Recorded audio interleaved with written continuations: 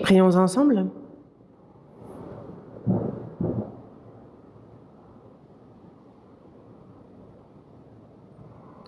Dieu notre Père, toi qui nous aimes, toi qui es miséricordieux, nous étions éloignés de toi et agissions dans le péché. Nos mauvaises œuvres nous rendaient tes ennemis, mais tu as eu pitié de nous et par ton grand amour, c'est le Seigneur Jésus qui est mort à notre place et par le précieux sang qu'il a versé, tu as éternellement lavé tous nos péchés et fait que sans aucun mérite de notre part, nous sommes sauvés. Nous te remercions pour cette grande grâce. Tu nous as donné la vie éternelle, l'espérance glorieuse de pouvoir entrer dans ton royaume. Seigneur, durant notre vie sur cette terre aussi, tu ne nous abandonnes pas comme des orphelins, mais toujours tu es avec nous. Tu te charges de nos faiblesses. Tu nous guides dans la vérité. Tu nous protèges et nous te remercions pour ces grâces. À cette heure, nous qui avons reçu la rédemption par ton précieux sang, Seigneur, sommes réunis devant toi pour louer ta grâce, pour apprendre ta parole. Et nous te remercions pour la communion que tu nous permets d'avoir en ton sein. Et nous croyons en ce que tu es encore avec nous en ce moment. Et tes regards sur chacun d'entre nous, que par ta main miséricordieuse, chacun soit soutenu, que ta parole, que ta grâce, que la puissance de ton esprit soutienne chacun d'entre nous et nous perfectionne, nous renouvelle.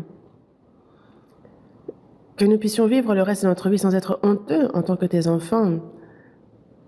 Ce monde, chaque jour, est rempli de péchés. Et en divers lieux, il y a des dangers. On ne sait ce qu'un jour peut enfanter.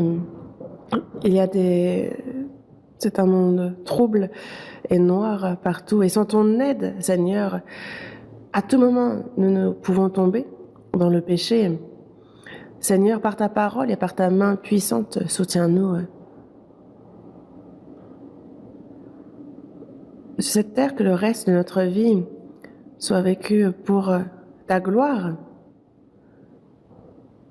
et que ton œuvre sainte et parfaite s'accomplisse et que nous puissions chacun remplir notre rôle de membre dans le corps qu'est l'Église. Il y a toutes les églises en Corée, dans le monde entier, tous les frères et sœurs qui, malgré les difficultés, gardent la foi. Par ta parole et par ta sagesse, accompagne-les. Que ton évangile puisse être prêché avec toujours plus d'assurance et que de nombreuses âmes soient guidées à toi, Seigneur. Que ton œuvre du salut s'accomplisse grandement. À ceux qui sont malades, à ceux qui sont faibles, Dieu, par ta main puissante, soutiens-les, accorde-leur de se rétablir et que tous puissent être précieusement utilisés dans la prédication de ton évangile. Aide-les pour cela. À cette heure encore, Seigneur, il y a ta parole que tu nous révèles en ton temps, ta volonté sainte. Aide-nous à la comprendre, à la connaître. Et toujours plus, enseigne-nous comment il nous convient de vivre et qui nous devons être devant toi. Nous avons prié au nom du Seigneur Jésus. Amen. Ouvrons la Bible. Seconde épître aux Corinthiens. Seconde épître aux Corinthiens, chapitre 5.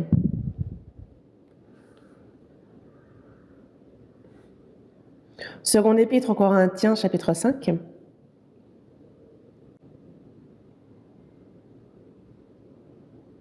Seconde épître aux Corinthiens, chapitre 5, verset 17.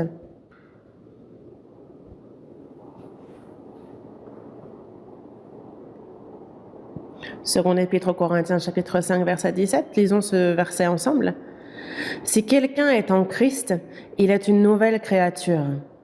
Les choses anciennes sont passées, voici, toutes choses sont devenues nouvelles.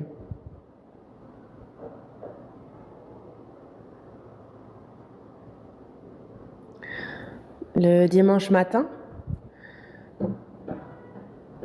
je continue à vous parler de la parole sous le titre « Les vivants et les morts ».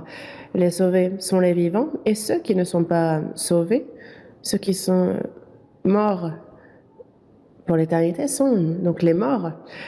les vivants et les morts sont très différents. Pourquoi je continue à vous parler de la parole sous ce thème, les vivants et les morts? C'est que les sauvés, pour ce qui est de la signification, de la valeur du salut qu'ils ont reçu, il arrive que certains ne réalisent pas combien elle est grande. Et dans la vie du chrétien, il y a une grande différence entre la vie menée par le chrétien et le mort, et certains ne discernent pas bien cette différence. Les vivants et les morts sont complètement différents. Un sauvé est celui qui est vivant devant Dieu, et celui qui est mort aux yeux de Dieu est mort. Il est justement mort par ses offenses et par ses péchés, comme il est écrit dans Éphésiens chapitre 2, verset 1. Vous étiez morts par vos offenses et par vos péchés. Et de même, notre âme aussi est revenue à la vie, cette âme qui était morte par les offenses et les péchés.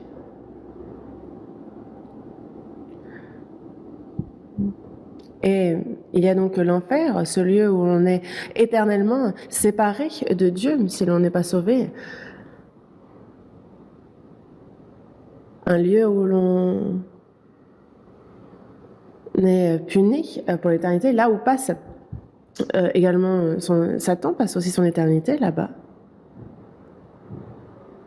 Mais nous avons reçu la vie éternelle, et les sauvés sont ceux qui passent leur éternité au ciel avec Dieu. Et nous avons reçu le salut de notre vivant. Nous sommes donc les vivants. Mais qu'est-ce que cela signifie? Qu'est-ce que signifie être chrétien? Et il ne faut pas qu'on l'oublie un seul instant, et je pense qu'il faut vraiment qu'on le garde en tête toute notre vie. Ainsi, les vivants et les morts sont clairement différents. Et c'est pour cela que notre vie aussi, en toute chose, ne peut qu'être différente de ceux qui ne sont pas sauvés. Il faut qu'elle soit différente. C'est pour cela que moi-même, en étudiant la Bible, pour ce qui est des vivants, des sauvés, des chrétiens, je me rends compte à quel point elle est différente des morts. Et cela m'enseigne aussi, moi aussi à titre personnel. Et on va se focaliser sur le verset que nous avons lu. Donc les vivants, les chrétiens. Et il dit, si quelqu'un est en Christ, il est une nouvelle créature. Une nouvelle créature. Dieu a donc fait une nouvelle créature. Si quelqu'un est en Christ, ceux qui ont reçu le salut sont en Christ. Ceux qui ne sont pas sauvés sont sans Christ. Si quelqu'un est en Christ, donc il y a ceux qui sont en Christ, il y a ceux qui sont sans Christ, qui sont en dehors de Christ. Quand nous recevons le salut, nous entrons en Christ. Dans Jean chapitre 14, verset 20, il est dit qu'en ce jour-là, vous connaîtrez que je suis en mon Père, que vous êtes en moi et que je suis en vous. En ce jour-là, c'est le jour de notre salut. Lorsqu'on reçoit le salut, alors je suis dans le Seigneur, il est en moi. Dans la première épître aux Corinthiens, chapitre 6, verset 17, il dit que celui qui s'attache au Seigneur est avec lui un seul esprit. Et donc, mon esprit, celui du Seigneur, ne fait plus qu'un. Le Seigneur est entré en moi et je suis en Christ. Je suis donc attaché au Seigneur. Et il y a de nombreux versets qui nous en parlent dans la Bible. Dans Romains, chapitre 6, je vous en parlais la semaine précédente, on l'a appris ensemble. Si nous sommes devenus une même plante avec lui par la conformité à sa mort, nous le serons aussi par la conformité à sa résurrection. Nous sommes morts avec lui, nous sommes ressuscités avec lui. Il est mort à notre place et par la foi, je suis mort aussi avec lui. Dans la seconde épître aux Corinthiens, chapitre 5, verset 14, si un seul est mort pour tous dont sont morts. Si un seul, donc on a Christ qui est mort à la place de tous. Non seulement Christ est mort, mais tous donc sont morts, comme c'est écrit. Le Seigneur est mort, il est mort, et c'est ma mort. Le Seigneur est sans péché, et il n'avait pas de raison de mourir. Mais lui qui est sans péché est mort à la place des pécheurs. Un seul est mort pour tous. Non seulement il est mort pour tous, mais il est également dit tous donc sont morts. Nous, pécheurs, nous devions mourir, mais lorsque Jésus est mort, nous sommes morts avec lui. Le jugement que nous devions recevoir, il s'en est chargé à notre place et le jugement est donc terminé. Et donc, le Seigneur, nous sommes morts avec lui, et lorsqu'il a ressuscité nous-mêmes, nous avons ressuscité avec lui. Dans Éphésiens chapitre 2, il est dit qu'il nous a ressuscités ensemble et il nous a fait asseoir ensemble dans les lieux célestes en Jésus-Christ. Jésus est donc monté aux cieux, il s'est assis à la droite de Dieu. Et nous qui sommes sauvés, notre corps est sur cette terre, mais nous qui sommes sauvés, nous sommes aux cieux, à la droite de Dieu. C'est là notre place. C'est comme quelqu'un qui tout d'un coup deviendrait président. Il s'assoit dans le siège du président. Ça inclut donc une position, un statut. Pareil pour les ministres. Lorsqu'on s'assoit au siège des ministres, quand on est ministre, ça inclut une position. Et nous sommes morts et nous sommes ressuscités en Christ. Nous vivons en nouveauté de vie. Et le Seigneur est monté au ciel et il est assis à la droite de Dieu. Et nous-mêmes, cela montre notre position. Quand nous serons devant le Seigneur, nous serons donc à cette place-là. Et on se rend compte donc de combien grande est la position qu'il réserve aux sauvés. Et c'est pour cela que ceux qui ont reçu le salut sont en Christ. Et il nous faut donc savoir, vous connaîtrez que je suis en mon Père, que vous êtes en moi et que je suis en vous. Et vous, est-ce que vous comprenez cela? Où est le Seigneur? Est-ce qu'il est loin, loin? Évidemment qu'il est sur le trône dans les cieux, mais il est par l'Esprit en nous. On a le Père, le Fils et le Saint-Esprit qui sont un. Et c'est quelque chose que nous, par l'intellect terrestre, nous ne pouvons comprendre. Mais le Père, le Fils et le Saint-Esprit, donc on a le Dieu qui est dans l'Ancien Testament est le Dieu des promesses du peuple d'Israël. On a le Fils qui est venu, il a été fait chair, il est venu sur terre, il a vécu 33 ans et demi comme prévu, et il est mort, il est ressuscité, il est donc Jésus le Fils. Et on a le Saint-Esprit qui est descendu sur terre et qui nous fait connaître la grâce de Dieu. Et non seulement cela, mais il demeure également en nous. Dans Romains chapitre 8, pour vous, vous ne vivez pas selon la chair, mais selon l'Esprit, si du moins l'Esprit de Dieu habite en vous. Si quelqu'un n'a pas l'Esprit de Christ, il ne lui appartient pas. Donc ça revient exactement à la même chose. Si du moins l'Esprit de Dieu habite en vous. Donc si quelqu'un n'a pas l'Esprit de Christ, il ne lui appartient pas. Dans tous les cas, le Seigneur est en nous par l'Esprit. Et nous sommes donc désormais inséparables. Et ça, c'est vraiment surprenant, on ne réalise pas. Nous, avec notre connaissance, il est difficile de cerner ces choses, mais c'est un fait. Et si l'on ne comprend pas, il suffit de croire.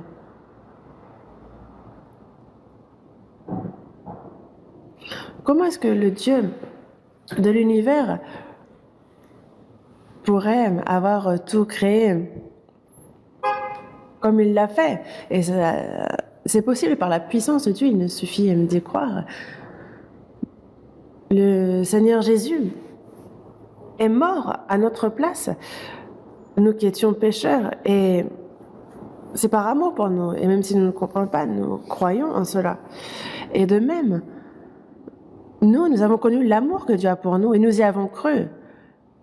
Nous ne pouvons discerner toute la grandeur, toute l'ampleur de l'amour, que ce soit sa profondeur, sa hauteur, sa largeur, sa longueur. Après notre salut, on apprend la Bible et on se rend compte petit à petit de combien grand est l'amour de Dieu. Un jeune enfant sait que ses parents l'aiment, mais il ne sait pas à quel point. Il ne voit pas tout ce qu'ils font pour lui par amour. Il ne peut pas saisir cerner tout cela. De la même manière, nous avons compris l'amour de Dieu, mais que ce soit sa largeur, combien large est cet amour, bien plus large que tous les océans, combien il est haut, plus haut que le ciel, combien il est profond, bien plus que les océans, et combien il est long, bien plus que le temps. Et c'est quelque chose que, petit à petit, dans notre vie, nous comprenons. Et c'est pour cela que, petit à petit, Dieu nous remplit de toutes les choses qui lui sont liées. Dans tous les cas, une fois qu'on est sauvé, nous sommes en Christ, Christ est en nous. Dans Galates, chapitre 2, il est dit, j'ai été crucifié avec Christ. Donc moi, pécheur, cette chair a été crucifiée avec Christ. Et donc ce n'est plus moi qui vis, c'est Christ qui vit en moi. L'apôtre Paul l'a dit, et on a donc désormais l'homme ancien qui est mort et c'est Christ qui vit en moi. Donc, une personne justement qui est sauvée désormais à l'esprit et donc elle appartient à Christ, elle est en Christ, elle est une nouvelle créature. Dieu créa les cieux, la terre.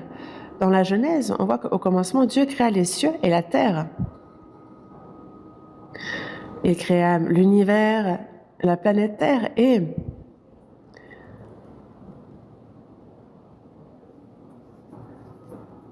il créa selon chaque espèce les végétaux, les animaux. Il créa toutes choses sur cette terre. Et à la toute fin, il forma l'homme à son image. Ça, c'est la toute première création. La toute première création n'est pas une création parfaite. Par exemple, lorsqu'on construit une maison, un bâtiment, de nos jours, je ne vois plus trop ça, mais on avait un peu des préfabriqués à côté. Et en fait, c'était tous les préparatifs, justement, c'est là où on préparait tout pour la construction du bâtiment en soi. Et une fois que le bâtiment est terminé, on détruisait les préfabriqués. Et cette terre, ce n'est pas justement l'œuvre finale. Et c'est pour ça qu'il nous dit dans Apocalypse chapitre 21, verset 1, « Je vis un nouveau ciel et une nouvelle terre, donc le royaume des cieux, car le premier ciel et la première terre avaient disparu. » Donc le premier ciel et la première terre avaient disparu. Pourquoi est-ce que cela disparaît? C'est que ce n'est pas pour y demeurer. Dans Hébreux chapitre 1, on voit que Dieu fit la terre, les cieux, mais que cela vieillit comme des vêtements. Et donc ça va disparaître. Et donc ces vieux vêtements s'en dépouiller pour se revêtir des nouveaux, le nouveau ciel et la nouvelle terre. Et Dieu, parmi les créatures, la terre est la plus précieuse qu'il a faite. Dans tout l'univers, on a de nombreuses étoiles, on a de nombreuses planètes. Mais aux yeux de Dieu, le lieu le plus précieux, savez-vous lequel est-ce? La Terre. La planète Terre, parce que sur cette Terre, il y a les hommes. Et nous, on voit, il y a beaucoup de maisons, il y a beaucoup de personnes sur cette Terre, la Terre est vaste. Mais pour une personne, il y a beau y avoir beaucoup de maisons un peu partout, sa propre maison est la plus précieuse. On pense toujours à rentrer, on est attaché à cette maison. Pourquoi? Parce que c'est sa maison. Dieu créa les cieux, l'univers, il dirige toute sa création. Mais l'intérêt de Dieu est posé sur la planète Terre. Pourquoi? Parce qu'il y a placé l'homme et qu'il a fait à son image. C'est là que l'homme vit, c'est pour cela. L'homme créé à l'image de Dieu, par Dieu.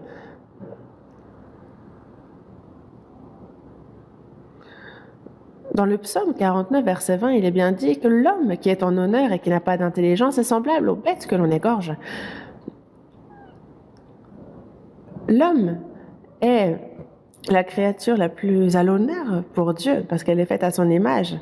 Lorsque Dieu dit qu'il a créé l'homme à son image, Il parle donc de ce plan de sanctification, de salut auquel il fait participer l'homme. C'est qu'il a un plan pour l'éternité. Et donc l'homme est aux yeux de Dieu ce qu'il y a de plus précieux. C'est l'être le plus précieux pour lui. Mais ça, l'homme ne le comprend pas. Et un tel homme est-il un animal, alors que l'homme n'est pas un animal? Dans la seconde épître de Pierre, chapitre 2, verset 4, et on nous parle de ces hommes qui sont semblables à des brutes qui s'abandonnent à leur penchant naturel et qui sont nés pour être prises et détruites. C'est là les animaux, ils sont nés pour être prises et détruites. Et ça, dès la naissance, ils naissent pour cela. Mais l'homme n'est pas né pour être pris et détruit, mais pour recevoir la vie éternelle. Dieu l'a fait. Jésus est venu pour donner la vie éternelle, et nous sommes venus pour recevoir la vie éternelle. Et c'est pour cela que il n'est pas plus à l'honneur que l'homme. Dans Matthieu chapitre 16, verset 26, il est dit « Que servirait-il à un homme de gagner tout le monde s'il perdait son âme? Que pourrait-il donner pour prix de son âme ?» Nous avons été faits à l'image de Dieu. Il y a cette âme qui, elle, ne périra jamais, qui est bien plus précieuse que tout l'univers, tout le ciel. Et c'est pour cela que Dieu est venu dans ce monde. Il a envoyé son Fils unique pour le salut. Il l'a fait mourir sur la croix. Pour quelle raison? Parce que l'homme est si précieux. Il a payé le plus grand prix. Et c'était nécessaire pour racheter l'homme. La terre aussi n'a pas été faite pour durer. Il y a un temps imparti, et il a fait en sorte qu'elle soit détruite une fois le terme arrivé. Dans Ecclésiaste, chapitre 3, verset 1, il est dit qu'il y a un temps pour tout. Un temps pour toutes choses sous les cieux. Pour toutes ces choses qui sont sous les cieux, il y a un temps. Un temps. Et une fois ce temps passé, alors tout prend fin. Ce monde n'est pas là pour durer éternellement. Il y a un temps pour tout. Il y a un temps imparti pour un but à atteindre. Et dans l'Ecclésiaste, chapitre 3, verset 11, on voit que Dieu a même mis dans le cœur de l'homme la pensée de l'éternité. L'homme vit sur cette terre des dizaines d'années, mais il y a cette pensée de l'éternité, cette volonté de vivre éternellement. On a cette âme, et c'est pour cela qu'il y a la pensée de l'éternité. Et ce monde est juste un temps de préparation pour donc se préparer au monde éternel. Et c'est un passage, cette terre aussi disparaîtra. Il l'a bien dit. Regardez un peu, la terre, elle va se flétrir comme un vieux vêtement souillé et disparaître. Et la Bible nous parle justement de la guerre nucléaire qui mettra fin à cette terre. Mais vous voyez aussi comment l'homme gère cette terre, et dans tous les cas, elle court à sa perte. Elle est comme un vieux chiffon, comme un vieil habit, et donc il faut changer de vêtements. Dans ce monde aussi, l'homme vit une dizaine d'années, mais ce n'est pas pour ces dizaines d'années passées sur la terre que Dieu a fait l'homme. Que l'on vive 10 ans, que l'on vive 100 ans, ça, c'est simplement un processus, un passage pour la préparation à l'éternité. Et nous n'avons point ici-bas de cité permanente, mais nous cherchons celle qui est à venir. Nous cherchons celle qui est à venir, celle que Dieu a préparée dans les cieux. Mais, dans tous les cas, à la fin, ce monde donc va se flétrir, disparaître. Et l'homme aussi vit sur cette terre, mais c'est momentané. Dans Lamentation de Jérémie, chapitre 33, verset 33, Dieu dit bien que ce n'est pas volontiers qu'il humilie, qu'il afflige les enfants des hommes. La peine, la souffrance, la douleur, la mort sur cette terre, ce n'est pas volontiers qu'il les donne. Ce n'est pas ce qui le réjouit. Ce n'est pas par haine pour l'homme, parce qu'il souhaite le tuer, l'anéantir, mais c'est pour lui enseigner à l'homme que la vie sur cette terre est momentanée, et c'est pour lui enseigner justement qu'il y a le ciel. Parce que si on est heureux sur cette terre, si on y vit, eh bien, alors les gens ne vont pas chercher le royaume des cieux, mais vont se dire: ah, c'est le paradis sur terre. Mais c'est un monde maudit par Dieu, mais il y a le divertissement, la culture, la science, les maths, tout se développe et les hommes s'imaginent que cela va améliorer la vie sur terre et qu'on pourra y vivre longtemps et heureux. Mais non, ça c'est aller à l'encontre même du plan de Dieu et ce n'est pas là. Le bonheur, ce n'est pas une belle chose. Ce n'est pas un lieu où l'on doit vivre longtemps, mais les hommes, dans ce monde maudit, cherchent par tous les moyens, comme ils l'ont fait lors de la tour de Babel, à vivre longtemps. Et ils font tout pour, alors qu'ils ne vivront pas plus de 100 ans. Certaines personnes, je voyais ça hier encore, à travers un message que j'ai reçu d'une diacre, d'une personne célèbre aux États-Unis, une personne qui a un talent tout particulier et qui a donc gagné énormément d'argent, qui s'est construit un palace et non une maison, qui montait mais conduisait la plus belle des voitures. Mais tout d'un coup, cette personne est tombée malade. Et la personne était simplement alitée, allongée à l'hôpital. Et peu importe le luxe dans lequel elle a vécu, elle ne pouvait pas acheter la santé. Et finalement, ce n'est pas en voiture, mais en fauteuil roulant que cette personne était déplacée par les infirmières. Et donc, l'argent ne lui servait plus de rien. Salomon aussi a profité de tout dans ce monde, qu'a-t-il dit? Vanité des vanités, tout est vanité. Toutes ces choses qui sont passagères et disparaîtront dans peu de temps, tout ça, c'est vanité. Dans la première épître de Jean, chapitre 2, verset 17, il est dit que le monde passe et sa convoitise aussi. Mais celui qui fait la volonté de Dieu demeure éternellement. C'est seulement celui qui fait la volonté de Dieu qui demeure. Ce monde est passager. C'est pour un temps. Et c'est pour cela que si on est en Christ, on est une nouvelle créature. Après le salut, Dieu, donc c'est fait de cette personne une nouvelle créature. Une nouvelle créature. Et j'ai regardé la traduction en anglais et c'est New Creation, donc c'est vraiment une nouvelle créature. Dans Apocalypse, chapitre 21, verset 1, il est dit « Puis je vis un nouveau ciel et une nouvelle terre, car le premier ciel et la première terre avaient disparu, la mer n'était plus. Et voici le tabernacle de Dieu avec les hommes. Il habitera avec eux, et ils seront son peuple. Et Dieu lui-même sera avec eux. Donc il n'y aura plus ni larmes, ni douleur, ni deuil. Donc toutes les choses premières auront disparu. Mais désormais, ce sont les choses glorieuses, éternelles, pures, qui demeurent. Et c'est pour entrer dans ce nouveau ciel, cette nouvelle terre, qu'il faut être une nouvelle créature. Le vieil homme ne peut entrer dans le nouveau ciel et la nouvelle terre. Mais si on est en Christ, on est une nouvelle créature. Et c'est le Seigneur qui l'a fait, et non pas moi-même qui me suis fait.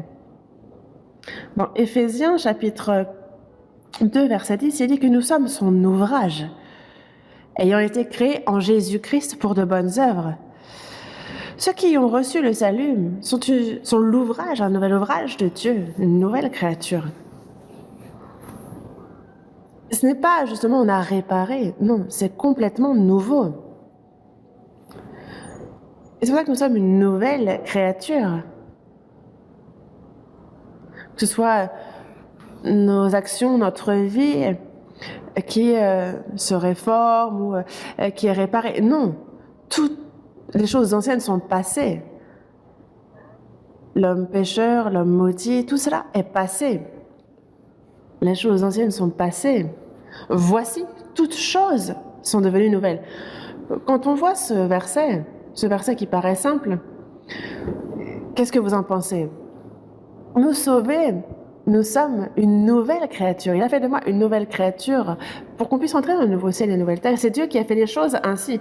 C'est ce qu'il avait prévu. Dès le début, c'est lui qui a créé cette nouvelle créature. Les choses anciennes sont passées. Donc, moi en Adam, moi qui étais maudit, moi qui étais pécheur, tout cela est passé. Voici, toutes choses sont devenues nouvelles. Voici. Montrez-moi pour que je voie.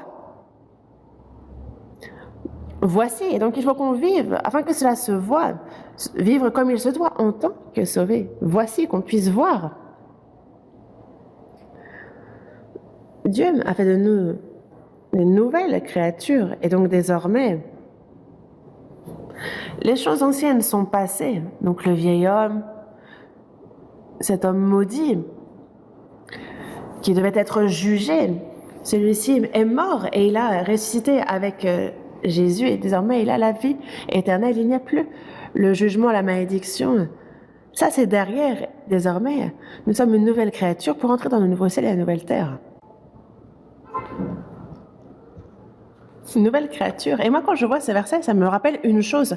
On ne voit plus trop cela de nos jours, mais dans le temps, il y avait ces commerçantes qui disaient « achetez ceci, achetez cela ».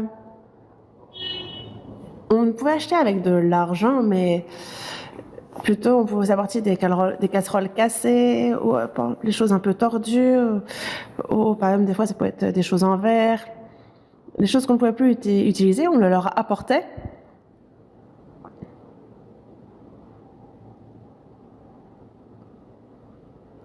Et à la place, elle donnait par exemple comme un bon, moi, elle disait... Des fois, on disait à ces gens, mais pourquoi est-ce que vous récupérez toutes ces choses-là? Ils disaient de l'aluminium d'un côté, le verre d'un côté. Ils séparaient et rangeaient toutes ces choses-là. Et ils faisaient fondre. Et après, ils faisaient de nouvelles assiettes ou de nouvelles casseroles. En fait, ils faisaient une nouvelle chose avec ce qu'on leur apportait. Et nous, on disait, ah, vraiment... vous faites quelque chose de très bien. Pourquoi? Parce qu'il faisait du nouveau avec de l'ancien. Et ce verset me rappelle cela parce que... Et moi, je me souviens, en fait, on lui avait apporté quelque chose et en fait, pour lui, il fallait absolument déjà que la chose soit en très mauvais état, parce que si elle n'est pas suffisamment en mauvais état, déjà ça rentre pas, soit dans le four, etc. Donc des fois, il l'écrasait avec ses pieds pour encore la rendre encore plus plat. Et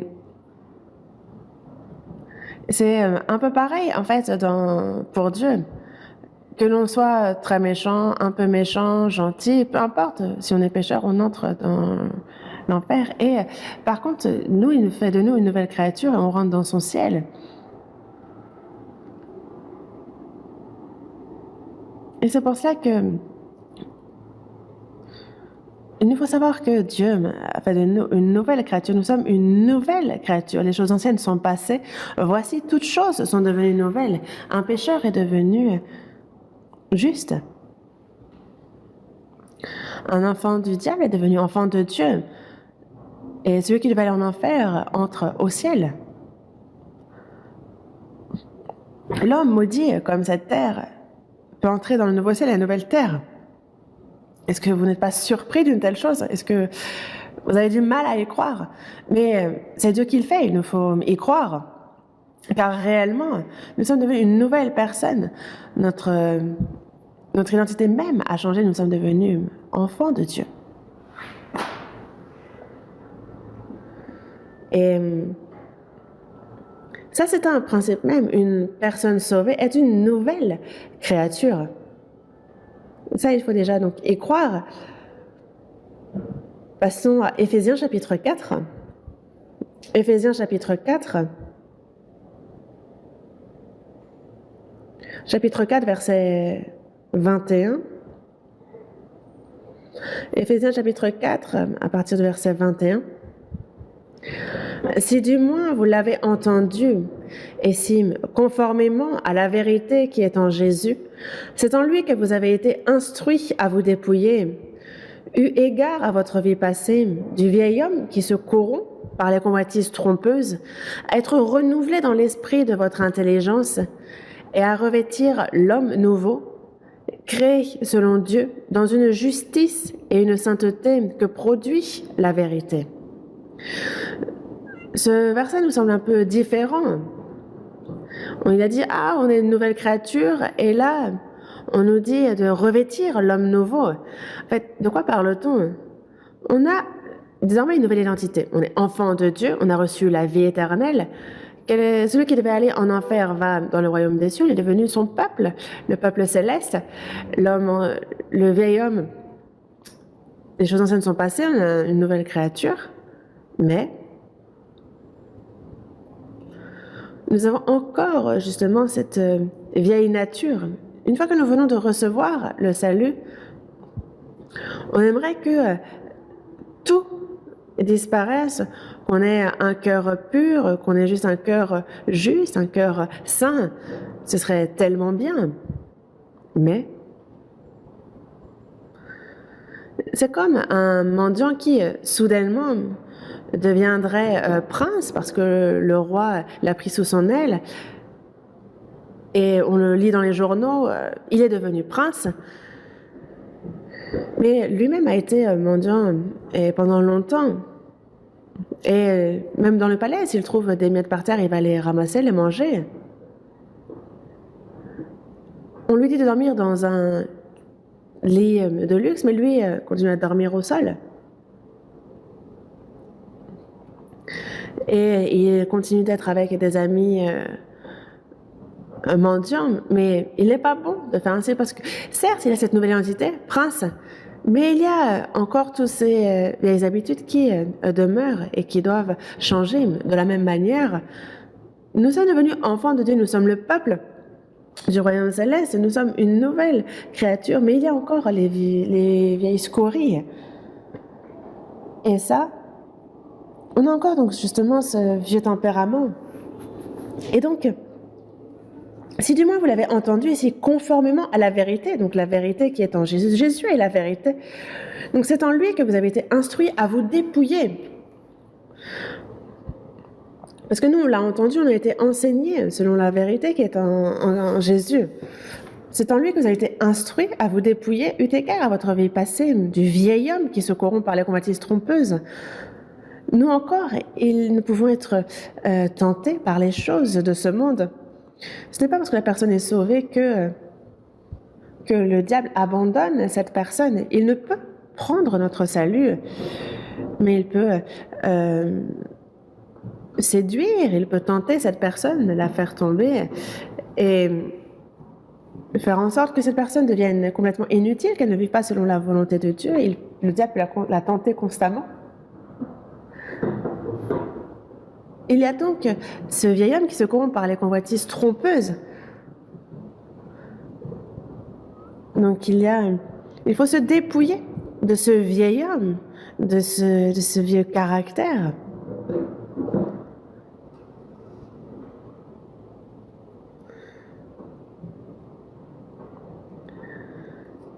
C'est comme leur...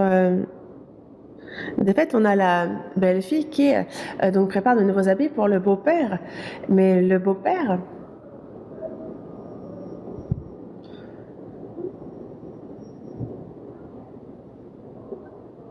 en fait, le beau-père il porte ses habits donc toute l'année. Et donc la belle-fille lui dit, beau-père, demain, c'est la fête de la lune, c'est le premier jour de l'année. Il faudrait laisser derrière ces habits. On va voir les petits-enfants, tout le monde qui se réunit. Il faudrait se changer. Et il dit oui, d'accord, c'est compris. Et le lendemain matin, donc c'est... En fait, le lendemain, on le retrouve, mais il a énormément grossi. Pourquoi? Parce que, en fait, il ne s'est pas dépouillé des vieux vêtements. Il a juste revêtu par-dessus les nouveaux vêtements. Et elle dit, mais beau-père, mais il faut ôter les vieux habits. il dit non, non, non, non, vous allez venir, vous allez vous prosterner et j'ai l'intention d'ôter les nouveaux habits. En fait, je les ai juste portés momentanément. Mais il dit, mais pourquoi est-ce que tu vas jeter les nouveaux habits? Mais c'est difficile à croire. Ma femme, il aurait répondu que non, il va garder les vieux habits. Et la belle-fille avait mis des nouveaux habits pour le beau-père, qu'il se dépouille des anciens. Mais on a Dieu qui, justement, nous a transformé, justement, notre identité. Et désormais, il y a ce vieil homme dont il faut se dépouiller, se revêtir de l'homme nouveau. Parce qu'il y a, justement, cette nature pécheresse que nous avons depuis. Et donc, il faut nous dépouiller, eu égard à votre vie passée, du vieil homme qui se corrompt par la convoitise trompeuse, ça va être renouvelé dans l'esprit. Et donc, il faut se dépouiller de la convoitise, de mauvaises habitudes, des mauvaises pensées, petit à petit, se dépouiller de tout cela pour que l'on soit renouvelé dans l'esprit de votre intelligence et à revêtir l'homme nouveau. Il faut que nous soyons donc renouvelés chaque jour si nous souhaitons entrer dans le nouveau ciel et la nouvelle terre.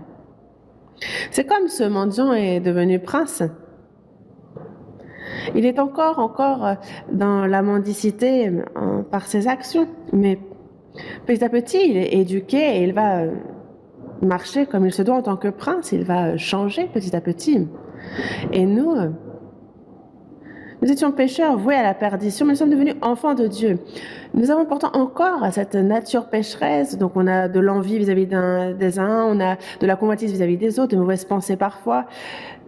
Les choses vaines de ce monde, il arrive que, comme les gens de ce monde, on a envie de leur ressembler. Il y a encore ces choses-là.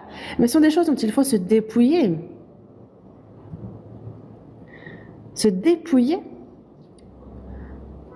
mais de contraire d'être renouvelé dans l'esprit de votre intelligence. Vivre comme il se doit en tant qu'enfant de Dieu. Être juste, saint, petit à petit, parfait, perfectionné, ressembler à Dieu. Dans Matthieu chapitre 5, verset 48, il est bien dit que vous soyez parfaits comme votre Père céleste est parfait. Et dans la Genèse chapitre 17, verset 1, justement, il y a Dieu qui s'adresse à Abraham et qui lui dit « Sois intègre ». Il a 99 ans, donc c'est 100 moins 1, donc il lui manque un an pour atteindre ce chiffre de la perfection. Il est proche de Dieu, mais il lui manque encore un. Et Dieu lui dit, sois intègre. Il atteint l'âge de 100 ans, et alors Dieu lui donne Isaac. Dieu, lorsque nous devenons intègres, alors Dieu nous donne davantage de grâce, et il nous transforme encore. Et donc, à être renouvelé dans l'esprit de votre intelligence, à revêtir l'homme nouveau, créé selon Dieu dans une justice et une sainteté que produit la vérité. Donc, petit à petit, il faut nous revêtir de l'homme nouveau, changer. Et donc, ôte de l'argent l'escorie, et il en sortira un vase pour le fondeur, comme c'est écrit dans les Proverbes. L'argent ou l'or a beaucoup d'impuretés, de scories. Et quand on le met justement dans les produits, on les met dans le feu, et alors justement on voit que ça enlève les impuretés, et alors ça devient de l'or, de l'argent pur. Ôte de l'argent les scories, mais alors il en sortira un vase pour le fondeur. On en fait une belle chose. Lorsqu'on ôte les scories, alors ça peut devenir utile pour le fondeur. Comme c'est écrit dans le Proverbe, chapitre 25, verset 4, on a donc ce verset. Et dans la seconde épître à Timothée, chapitre 2, verset 19, et il dit que le Seigneur connaît ceux qui lui appartiennent, mais quiconque prononce le nom du Seigneur, qu'il s'éloigne de l'iniquité. Donc ceux qui prononcent le nom du Seigneur, donc les sauvés, ceux qui prononcent le nom du Seigneur, qui l'appellent, qu'ils s'éloignent de l'iniquité.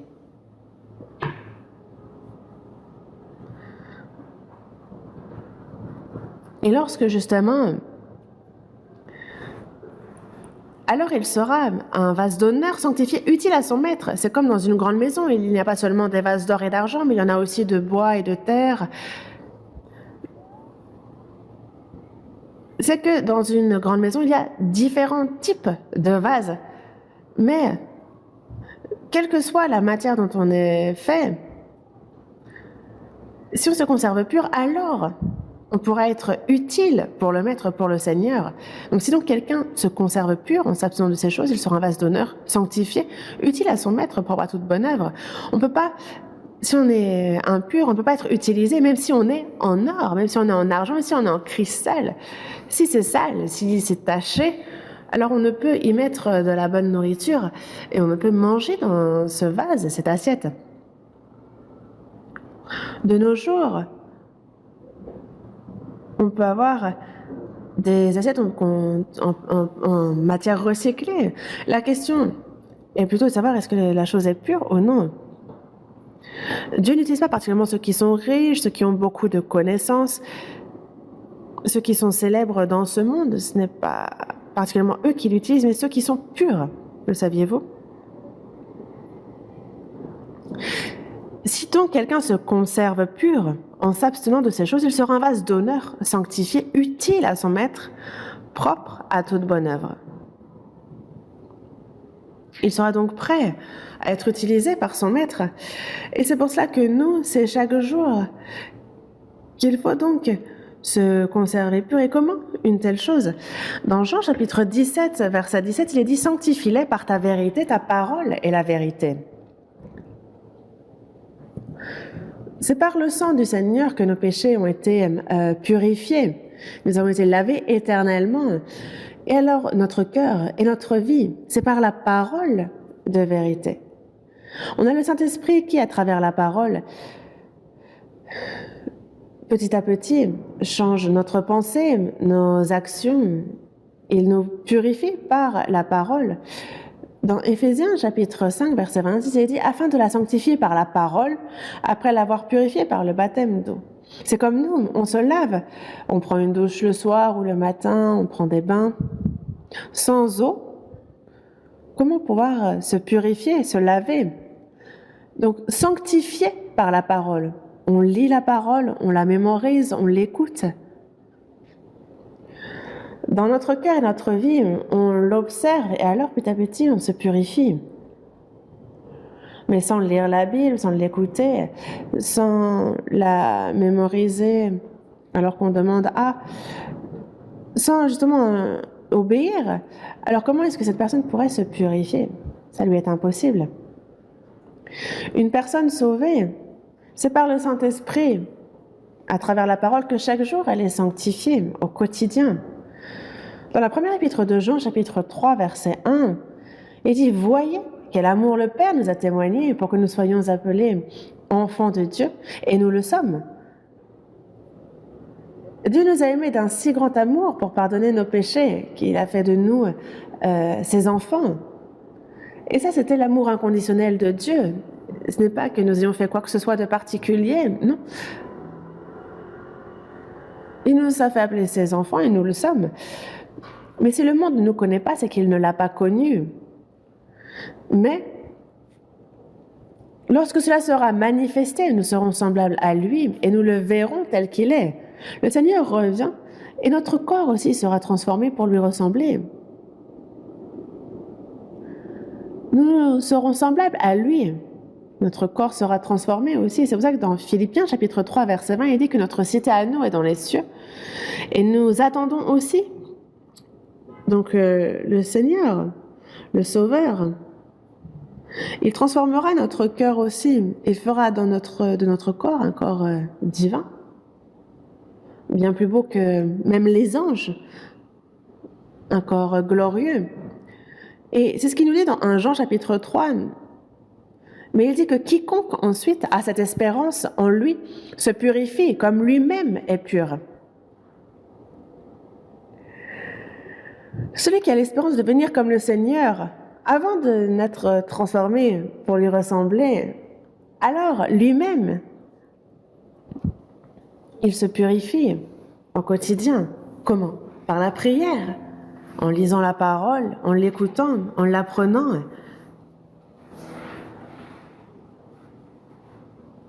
en obéissant un à un à tout ce qu'il peut. Alors petit à petit, on se purifie.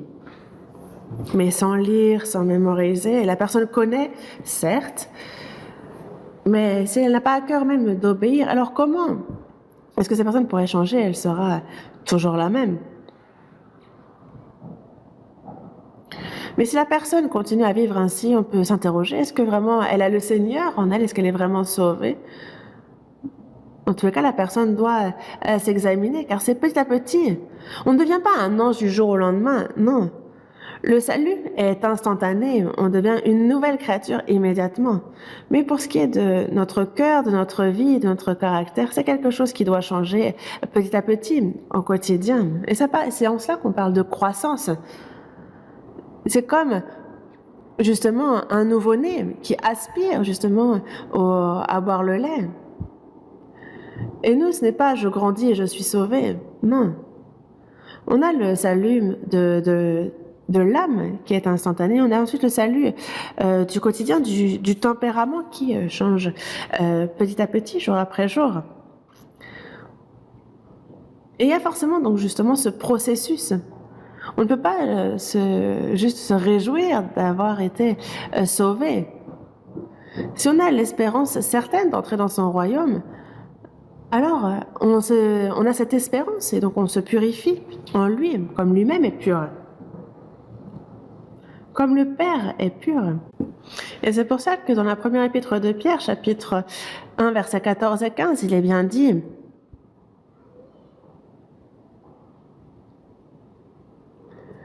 mais puisque celui qui vous a appelé est saint, vous aussi soyez saints dans toute votre conduite. Le Seigneur dit bien: comme je suis saint, vous serez saints. Le Seigneur est saint, le Père est saint.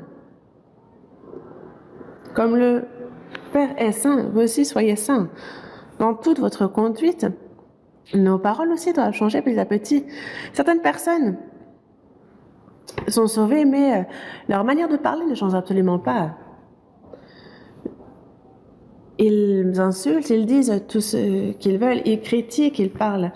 Ils ont des propos graves, mais nos paroles, nos actions doivent constamment changer. Dans la première épître de Pierre, chapitre 4, il est bien dit que si vous parlez, parlez comme le Seigneur. Et donc si on apprend la Bible, c'est pourquoi? C'est pour parler comme il se doit. On l'apprend, faisons-le. Et le service, on le fait avec la force que confère Dieu. Et il faut qu'on ressemble petit à petit au Seigneur. Et quelqu'un disait: à qui ressemblent les moines? Les moines bouddhistes, à qui ils ressemblent? À Bouddha.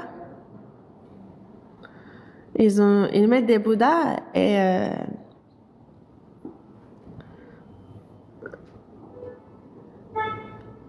il a l'air vraiment très patient. Et ils prennent donc le gong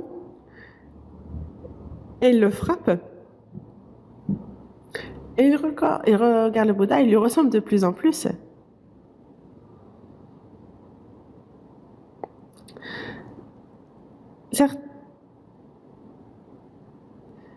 Certaines personnes, justement, alors qu'ils sont enceintes, justement, elles regardent l'image d'une personne qu'elles respectent, de quelqu'un de remarquable pour elles, et vraiment la personne voudrait que leur enfant leur ressemble, donc elles le regardent souvent pour que l'enfant leur ressemble. Je ne sais pas si ça joue, mais il y en a certains, on voit certains moines bouddhistes qui ressemblent vraiment à Bouddha. Je ne sais pas pour ce qui est de l'intérieur, mais en tous les cas, l'apparence, ils ont justement cette douceur. Mais justement, ceux qui sont du Christ, à qui doit-il ressembler? À Christ. Et il est dit: ayez en vous les sentiments qui étaient en Jésus-Christ, dans Philippiens chapitre 2, verset 5. Il nous faut avoir justement les sentiments qui étaient en Jésus-Christ. Il faut que petit à petit, on lui ressemble. Alors, lorsque le Seigneur reviendra, ce sera jusqu'à notre corps qui sera transformé. C'est comme justement la larve qui devient, au bout de 7 ans, une cigale. Ça ne se passe pas en un jour. En fait, on voit petit à petit la larve changer et au bout de 7 ans, elle se dépouille justement de tout et elle s'envole. Et nous aussi, notre homme intérieur, petit à petit, il change. Et lorsque le Seigneur revient, c'est jusqu'à notre corps qui sera transformé. Et en fait, pour être une cigale, il faut que la larve, ça prend 7 ans à la larve. Mais s'il y a quelqu'un qui, au cutter, coupe le cocon à 3 ans et demi, alors est-ce que vous pensez que la larve peut devenir une cigale? Non. Il y a juste la larve qui va être là. Ah! On ne peut forcer le processus. Ça va se faire au bout de 7 ans. Et c'est pour cela que dans la Bible, il faut nous dépouiller du vieil homme et de ses œuvres et nous revêtir justement de ce nouvel homme, avoir le caractère même, la personnalité du Seigneur. Oui, si vraiment il y a la vérité en nous, si on a été instruit, nous on apprend la Bible encore et la personne aura beau apprendre, il y a ceux qui ne font qu'écouter. Mais quand on voit quelqu'un qui ne change pas, on s'interroge sur le pourquoi. Un arbre, on le laisse pousser, au bout de 3 ans, il va porter des fruits. Mais la personne est sauvée depuis 3 ans, 5 ans, 10 ans, et la personne ne change pas. Je ne sais pas. Que se passe-t-il? Il faut changer. Voyons dans Colossiens chapitre 3. Colossiens chapitre 3. Colossiens chapitre 3, verset 9. Verset 9. Ne mentez pas les uns aux autres, vous étant dépouillés du vieil homme et de ses œuvres, et ayant revêtu l'homme nouveau qui se renouvelle dans la connaissance selon l'image de celui qui l'a créé.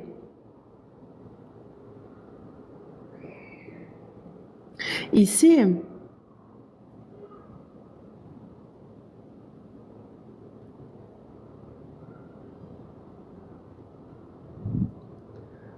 lisons aussi le verset 7. Parmi lesquels vous marchiez autrefois lorsque vous viviez dans ces péchés. Lorsque vous marchiez autrefois, donc quand vous étiez morts. Mais maintenant, renoncez à toutes ces choses, à la colère, à l'animosité, à la méchanceté, à la calomnie, aux paroles déshonnêtes qui pourraient sortir de votre bouche.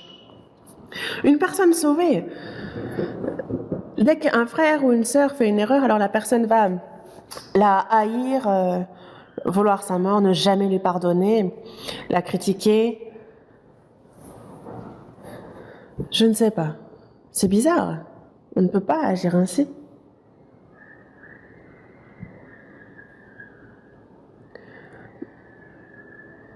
Pardonnez-vous les uns les autres comme le Seigneur vous a pardonné.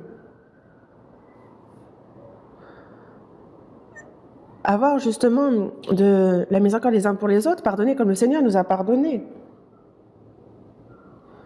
Parce qu'il a bien dit, si vous ne pardonnez pas aux hommes, votre Père ne vous pardonnera pas non plus vos offenses. Mais la personne dit, non, moi je ne pourrais jamais lui pardonner. Mais maintenant, renoncez à toutes ces choses, à la colère, à l'animosité, à la méchanceté, à la calomnie, aux paroles déshonnêtes qui pourraient sortir de votre bouche. Ne mentez pas les uns aux autres. Vous êtes en dépouillés du vieil homme et de ses œuvres. Vous êtes en dépouillés du vieil homme et de ses œuvres. Les choses anciennes sont passées. Voici, toutes choses sont devenues nouvelles. On a donc ce vieil homme dont il faut se dépouiller, non? En vous dépouillant du vieil homme et de ses œuvres, ayant revêtu l'homme nouveau qui se renouvelle dans la connaissance selon l'image de celui qui l'a créé, selon l'image de Dieu. Donc l'homme nouveau qui se renouvelle dans la connaissance. Ici, cela insiste sur le changement continuel qu'il faut que l'on connaisse, non pas immédiat, mais petit à petit, justement, c'est en cours. Et il faut s'efforcer dans ce sens. Éphésiens chapitre 2. Voyons ce passage un instant aussi. Éphésiens chapitre 2. Éphésiens chapitre 2, verset 10. Verset 10, on lit ensemble. « Car nous sommes son ouvrage, ayant été créés en Jésus-Christ pour de bonnes œuvres que Dieu a préparées d'avance, afin que nous les pratiquions. » Car nous sommes son ouvrage. Dieu nous a fait. Il nous a sauvés. Il a fait de nous une nouvelle créature. Nous sommes son ouvrage. Toute personne sauvée est son ouvrage. Nous sommes son ouvrage ayant été créés en Jésus-Christ pour de bonnes œuvres. Lorsqu'on a un objet, qu'on le fabrique, il y a un but. Ce micro, c'est afin justement de propager le son loin, afin que tout le monde puisse entendre clairement. C'est pour ça qu'on a fait un micro. La montre nous indique l'heure. Toute chose, tout objet a un but de fabrication. Pourquoi Dieu a-t-il fait de nous une nouvelle créature? Pourquoi nous avoir fait ainsi? C'est afin que c'est pour de bonnes œuvres. C'est pour ça qu'on a été créés en Jésus-Christ, pour de bonnes œuvres. Ayant été créés en Jésus-Christ pour de bonnes œuvres. Donc pour de bonnes œuvres que Dieu a préparées d'avance. Il nous a sauvés et il avait déjà prévu le salut depuis la création. Il nous a sauvés et il a fait de sauver de nouvelles créatures. Pourquoi? Le but de ces nouvelles créatures, le but pour lequel il nous a sauvés, déjà depuis la création, il avait fixé le but pour lequel il nous sauverait. C'est pour de bonnes œuvres que Dieu a préparées d'avance, afin que nous les pratiquions. Nous, non seulement il nous a sauvés, il a fait de nous de nouvelles créatures, et c'est afin de pratiquer de bonnes œuvres. Pas juste de bonnes œuvres, mais ce que Dieu, déjà depuis bien longtemps, il avait préparé déjà d'avance ces bonnes œuvres. Quelles sont ces bonnes œuvres? Voyons dans Actes. Actes chapitre 10. Actes chapitre 10, verset 38.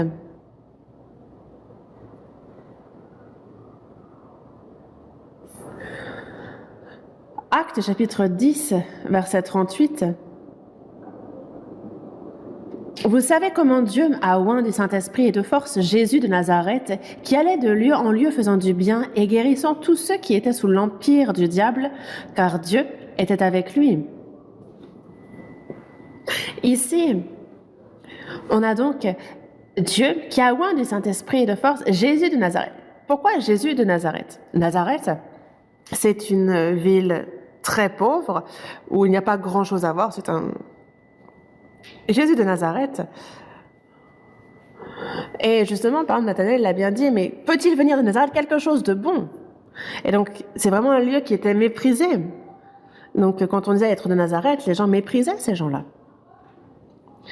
Et Jésus de Nazareth, Dieu a oint ce Jésus du Saint-Esprit et de force. Du Saint-Esprit et de force.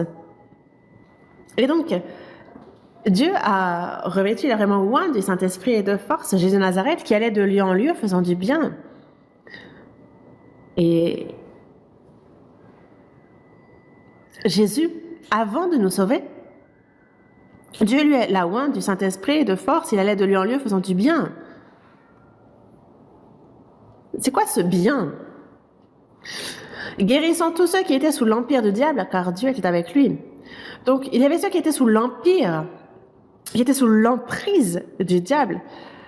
Il les a guéris, il les a sauvés de cela, car Dieu était avec lui.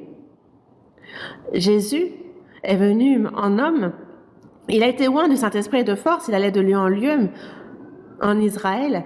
Il guérissait donc ceux qui étaient malades, il faisait marcher les paralytiques, il faisait voir les aveugles. Il guérissait donc ceux qui étaient sous l'empire du diable. Il parle ici du salut de notre âme.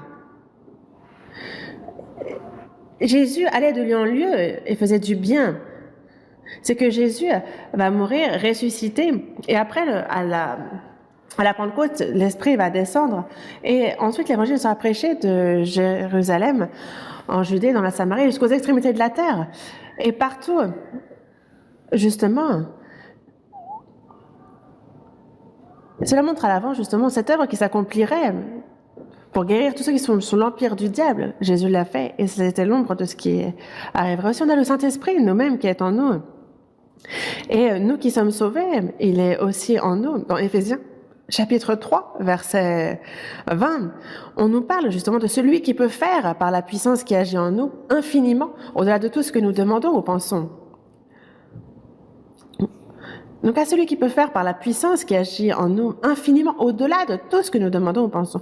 Nous sommes en Christ et c'est justement cette puissance qui agit en nous. Les saints sont le corps de Christ. Il est le chef et nous sommes le corps qui est dans ce corps. On a le Seigneur qui est là en chef et lui, il faisait du bien en parcourant, en allant ici et là. Il guérissait ceux qui étaient sous l'empire du diable. Et c'est ce que Dieu a fait, et c'est le plus grand bien que Dieu puisse faire, de guérir tous ceux qui sont sous l'empire du diable. C'est une bonne chose que de donner à manger à celui qui meurt de faim. Guérir la personne qui est malade, c'est une bonne chose. Il y a beaucoup de bonnes œuvres. Aider des élèves qui n'ont pas d'argent à pouvoir étudier, leur donner des bourses. Mais ce que Dieu fait, c'est justement de guérir tous ceux qui sont sous l'empire du diable. Dans Actes, chapitre 26, verset 18,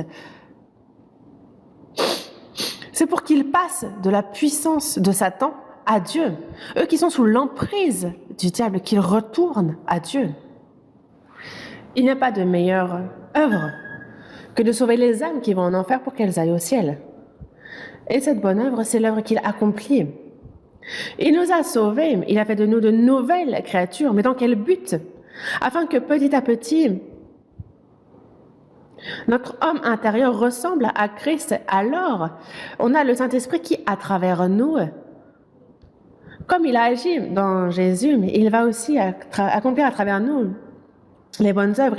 Il va guérir ceux qui sont sous l'empire du diable, faire des lépreux, des purs, des possédés, de ceux qui sont sous l'empire du diable. Il va chasser cette emprise et il va accomplir cette œuvre du salut. C'est ce qu'il dit ici. Et pour cela, nous, il a fait de nous de nouvelles créatures. Dans Philippiens chapitre 1, Philippiens chapitre 1, versets 5 et 6. De manifester ma joie au sujet de la part que vous prenez à l'Évangile depuis le premier jour jusqu'à maintenant. Je suis persuadée que celui qui a commencé en vous cette bonne œuvre la rendra parfaite pour le jour de Jésus-Christ. On a donc, depuis le premier jour, donc le premier jour c'est quand? C'est que nous avons reçu le salut. Donc il parle de la part que nous prenons à l'Évangile depuis le premier jour jusqu'à maintenant. À partir du moment où on est sauvé, il y a la communion qui commence. Donc il y a cette part que l'on prend à l'Évangile.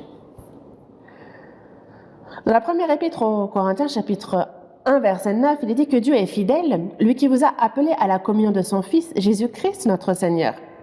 Il nous a sauvés de nos péchés et il nous a appelés à la communion de son Fils, Jésus-Christ, à la communion, fellowship. Donc la communion. Après notre salut, nous ne sommes pas seuls. Il y a les frères et sœurs sauvés avec lesquels nous sommes, il y a cette communion. Lorsqu'un nouveau-né naît, il a son papa, sa maman, ses grands frères, ses grandes sœurs, les oncles, les tantes. Il y a la famille qui est là et avec lesquels il est en lien, il est avec eux, il est protégé, il grandit en leur sein. Et nous, sauvés, nous avons Dieu, le Père, on a Jésus-Christ. Et dans la première épître de Jean, chapitre 1, verset 3, il dit que Notre communion à nous est avec le Père et avec son Fils Jésus-Christ. Il y a cette communion, non pas une communion humaine, mais c'est vraiment une communion avec le Père et avec son Fils Jésus-Christ, avec le troupeau saint. Et c'est pour cela que il y a donc cette part que l'on prend à l'Évangile depuis le premier jour jusqu'à maintenant. On est en communion pour l'Évangile. Quand on communie, de quoi on parle? C'est justement pour la propagation de cet Évangile. Et je suis persuadée que celui qui a commencé en vous cette bonne œuvre la rendra parfaite pour le jour de Jésus-Christ. Qu'est-ce que cette bonne œuvre? C'est l'œuvre du salut qui a commencé dans Actes. Dans Éphésiens chapitre 3, verset 20, et on nous parle de celui qui peut faire par la puissance qui agit en nous, infiniment au-delà de tout ce que nous demandons ou pensons. Il peut faire au-delà de tout ce que nous demandons ou pensons. Qu'est-ce qu'on demande? Et vous, qu'est-ce que vous souhaitez ardemment? Qu'est-ce que vous demandez? Est-ce que vous lui demandez de vous faire gagner beaucoup d'argent? Est-ce que vous lui demandez de pouvoir devenir célèbre, de pouvoir faire des choses superbes? Est-ce que c'est là ce que vous demandez? Laissez ces choses-là aux morts. Ça n'a pas de valeur. Nous, ce que nous demandons, c'est que de plus nombreuses âmes soient sauvées. Que les âmes misérables soient sauvées.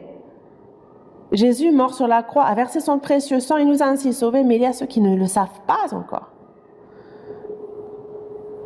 Pour Dieu, justement, un jour est comme 1000 ans et 1000 ans est comme un jour. Il attend quoi? Que tous parviennent à la repentance, à la connaissance de la vérité. Et le cœur de Dieu doit devenir notre propre cœur. Que ceux qui ne sont pas encore sauvés, nos proches, notre famille, nos amis, qui que ce soit dans ce monde, toute personne à l'image de Dieu, qui ne savent même pas qu'ils vont finir en enfer. Et ils vivent ainsi. Et je suis allée au Japon et les frères et sœurs sauvés, les prédicateurs, vraiment s'efforcent énormément pour la prédication de l'Évangile. Ils souffrent, ils se sacrifient, mais c'est au prix de leur sang. Mais ceux qu'on évangélise, ils semblent pas intéressés et c'est très frustrant. Demain encore, je pars pour Hong Kong et on y tient un séminaire. Et même les Hongkongais, vraiment, c'est difficile. Les évangiles, c'est vraiment difficile.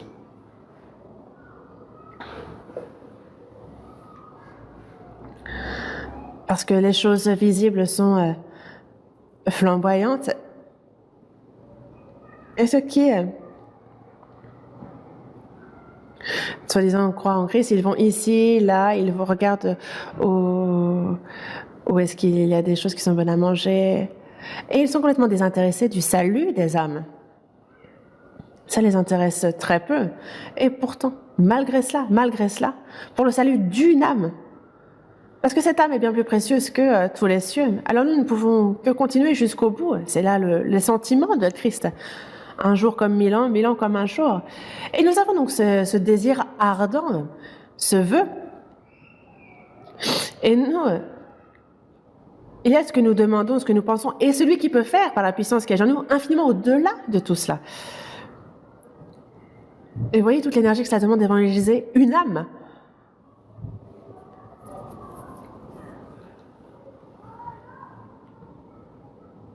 Et à l'époque, au tout début, on n'avait même pas un endroit où se retrouver pour évangéliser. Mais maintenant, regardez, Dieu a grandement agi. Il a permis à de nombreuses âmes d'être sauvées.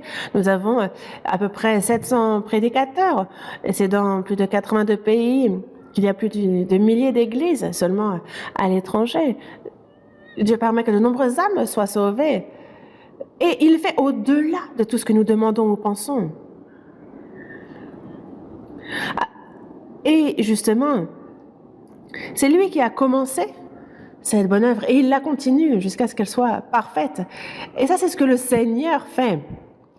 C'est lui qui a commencé, c'est le Seigneur qui a commencé cette bonne œuvre et il la rendra parfaite pour le jour de Jésus, jusqu'au retour de Jésus. C'est lui.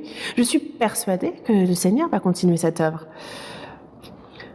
C'est pour cette bonne œuvre que nous avons été formés. Cette bonne œuvre.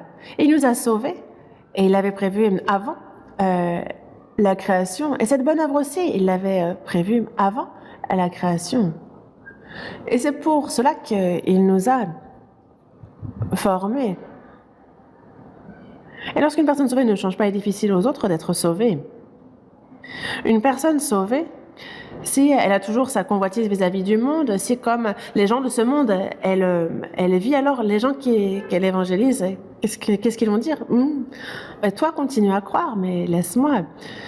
Il faut que notre cœur, que notre vie change. Il faut que nos valeurs changent. Le but de notre vie, notre raison d'être change, notre manière de vivre.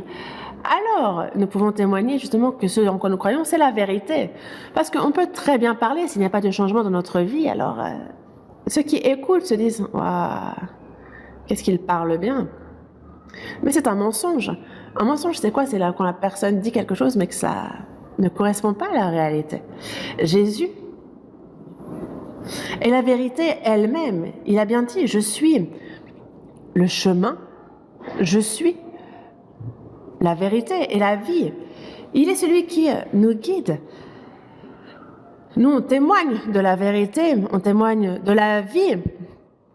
Et c'est à travers nous, justement, que sont guidées les âmes jusqu'au Seigneur. Et c'est ce qu'il nous faut faire. Et c'est pour cela que, comme nous le dit ces versets, que Dieu nous a formés. Nous sommes une nouvelle créature pour cela. Dans Jean, chapitre 5, verset 17, il est bien dit, justement, « Mon Père agit jusqu'à présent, moi aussi j'agis. » Et donc, pour ce qui est de la création, c'est terminé. Pour ce qui est de régner sur l'univers, c'est bon. Pour ce qui est du salut des âmes, le Seigneur a accompli. Mon Père agit jusqu'à présent, moi aussi j'agis. Jésus est venu pour le salut des âmes. Il a payé.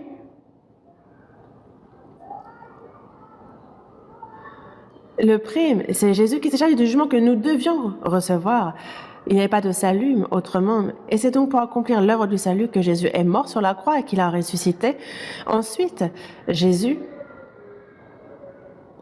avant qu'il ne monte dans les cieux, il a bien dit, comme le Père m'a envoyé, moi aussi, je vous envoie. Jésus est mort sur la croix et il a été envoyé pour mourir sur la croix et pour le salut des âmes. Mais nous avons été envoyés pour prêcher ce qu'il a accompli. Comme le Père m'a envoyé, moi aussi, je vous envoie. Et nous sommes là pour prêcher son évangile. Il souffla sur eux et leur dit, recevez le Saint-Esprit.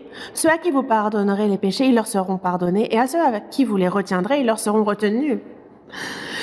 Et nous témoignons de ce que Jésus a accompli sur la croix. Alors la personne peut être pardonnée. Et si nous nous taisons, alors la personne va en enfer. Qu'allez-vous faire? Une personne atteinte d'une maladie létale pourrait être guérie par un médecin. Mais si on ne fait que lui mettre un pansement, si on lui donne juste un Doliprane, non. Alors qu'on connaît le médicament, si on dit « Oh non, la flemme, j'ai pas envie », ça, c'est un mauvais médecin. Il faut justement guérir ceux qui sont misérables. Pour ces âmes qui courent à leur perte, si on leur prêche l'évangile, comme il dit dans Romains chapitre 1, verset 16, « Je n'ai point honte de l'évangile, c'est une puissance de Dieu pour le salut de quiconque croit. » Si la personne écoute, si elle croit, alors c'est vraiment une puissance pour son salut, c'est la puissance de Dieu pour sauver cette personne. Et comment on pourrait ne pas prêcher cela? Comment croiront-ils en celui dont ils n'ont pas entendu parler? Comment en entendront-ils parler s'il n'y a personne qui prêche? Et comment y aura-t-il des prédicateurs s'ils ne sont pas envoyés? Jésus a tout accompli sur la croix. Mais si nous fermons notre bouche, si nous ne prêchons pas, personne ne peut être sauvé, n'est-ce pas? Les apôtres ont bien dit, nous ne pouvons pas ne pas parler de ce que nous avons vu et entendu. Parce que si on n'en parle pas, si on en parle, c'est dangereux, on peut mourir, mais si on n'en parle pas, c'est comme mourir. Et donc, ils ne pouvaient pas ne pas en parler. Mais les sauvés, eux, ils vivent tranquillement, que les personnes aillent en enfer ou au ciel, ils s'en fichent. Et évidemment que ce n'est pas seul, et c'est ensemble. Et l'évangélisation active dans le monde entier, c'est remarquable. Est-ce que ça se fait tout seul? Non. Il y a ceux qui ont premièrement reçu le salut et qui prêchent, mais aussi qui prient énormément. Et même si je ne peux pas aller à l'étranger, il y a ceux qui ont vraiment à cœur de faire don pour la mission à l'étranger, pour que même si la personne ne peut pas s'y rendre directement, qu'elle participe quand même. Et nous, on n'insiste absolument pas sur ce point-là. C'est vrai qu'en début d'année, on revoit justement nos objectifs dans les dons pour la mission, les dons pour la construction, etc. Mais on n'insiste pas là-dessus. Mais il y a ceux qui, très naturellement, font don. Pendant la Covid, on ne pouvait pas se réunir comme on voulait. Mais le don n'a pas diminué pour autant. Au contraire, les gens donnaient davantage. Et donc, désormais, on n'est plus là pour dire faites ou ne pas de fête. Il y a ceux qui le font volontairement. Rien que l'année dernière, à l'Église centrale, pour la mission à l'étranger,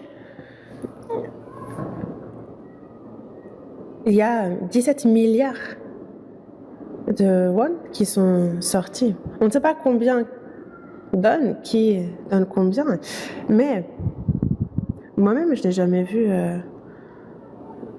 Moi, je ne me préoccupe pas de ce que les autres font. Je fais ce que moi j'ai à faire, moi et ma femme. Enfin, je ne sais juste ce que moi et ma femme nous donnons. Je n'ai pas vu qui fait quoi. Enfin, je n'ai même pas envie, je ne veux pas savoir. Chacun, ça c'est la relation avec Dieu. Mais vous voyez combien les personnes sont zélées dans la prière, dans les offrandes. La personne n'utilise pas pour elle, pour le salut d'une âme en plus. En fait, c'est bien, sachant bien que Dieu utilise précieusement ses dons.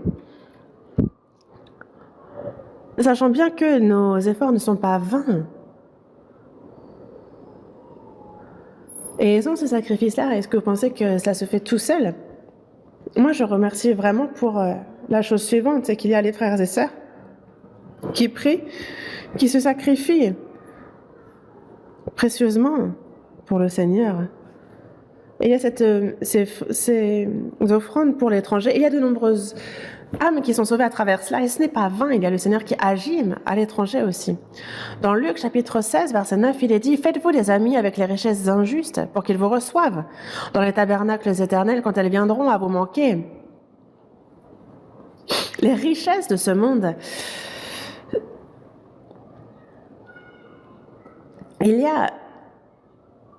Il faut justement se faire des amis avec lesquels on pourra aller au ciel avec ces richesses-là. De toute façon, ces richesses disparaîtront et toutes ces choses-là disparaîtront. Et avant que cela ne disparaisse, il faut utiliser précieusement cela pour que ces amis puissent entrer au ciel. Il y a ceux qui amassent et qui n'utilisent pas. On ne sait qui va utiliser ça de toute façon. Avant d'aller devant le Seigneur, il faut vite utiliser tout cela précieusement. Parce que quand elles viendront à vous manquer, quand vous n'en aurez plus, qui vous recevront dans les tabernacles éternels? Il y a ces amis qui auront reçu le salut. Eux, ils sont dans les tabernacles éternels. Et ils vous recevront, ils vous accueilleront. Quand nous serons devant le Seigneur, on se sera sacrifié. Il y a ceux qui seront sauvés à travers cela. Eux, nous recevront dans les tabernacles éternels. On ne sait pas qui sera sauvé, comment... Enfin, on ne sait pas pour l'instant. Certaines personnes disent « Ah oui, le pasteur a bien prêché, c'est pour ça que j'ai reçu le salut. Moi, c'est grâce au pasteur que j'ai reçu le salut. C'est grâce au pasteur. » Et en soi, ça me travaille, ce genre de propos. Vous voyez combien les frères et sœurs prient, combien ils se sacrifient. Vous l'avez vu à la retraite. Chacun... On s'est réunis à 7 reprises consécutives et la majorité ont reçu le salut. On est peut-être à 20-30% de personnes qui n'ont pas... J'aimerais que ce soit moins de personnes qui n'ont pas reçu le salut, mais je ne pense pas qu'on atteigne les 50%. Mais ceux qui ont premièrement reçu le salut, ils prient, ils font le service, ils sacrifient, ils font justement toutes les œuvres basses, ils font les offrandes. Sans cela, le pasteur peut bien prêcher, cela sera inutile. Un missionnaire part, évangélise, est-ce que c'est pour autant que ça marche forcément?